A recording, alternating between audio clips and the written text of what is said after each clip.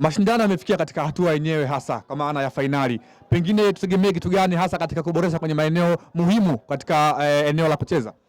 Kwanza tunamshukuru Mwenyezi Mungu, tumeanza vizuri na mpaka sasa tuko vizuri. Ukiangalia mwitikio ni mkubwa, ushindani ni mkubwa. Kwa hiyo tunaamini kabisa mchezo wa fainali utakuwa mzuri zaidi. Timu zilizoingia fainali zote zina passion, zina talent na zimejiandaa. Ukiangalia timu kama vile Kajuna ni timu ambayo ni mabingwa mkoa kwa mara ya pili mfululizo. Kwa hiyo ni timu kubwa. Ukiangalia Losambo shapata kuwa bingwa mkoa kwa nyuma kiitwa Toto Kigoma, leo anabadilisha jina anaitwa Losambo na anacheza ligi ya mkoa. Kwa hiyo unaangalia ni dabi ya kimkoa. Kwa hiyo tunaamini tutakuwa tuna fainali bora zaidi. Malalamiko makubwa yamekuwa katika upande wa waamuzi. Pengine kuelekea kwenye mchezo wa fainali, engo kama hiyo mtaifanyia kazi kiasi gani? Kwanza sijaona malalamiko ya waamuzi. Hakuna. Waamuzi wamechezesha kwa alama nzuri sana. Yaani tokea mwanzo mpaka sasa sijaona tatizo la waamuzi. Waamuzi wako fair ile ambayo iliyopitiliza na haijawahi kutokea.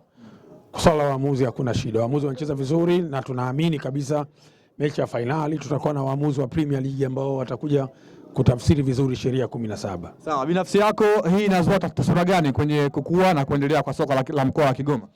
Unajua mpira ili ukue ni lazima timu zicheze. Timu zina kategori mbili. Kuna timu ambazo ziko registered kitaifa ambazo hizi zinacheza ligi za wilaya na ligi za mikoa na ligi za kitaifa. Na kuna mashindano kama hivi haya yanacheza Ndono Cup.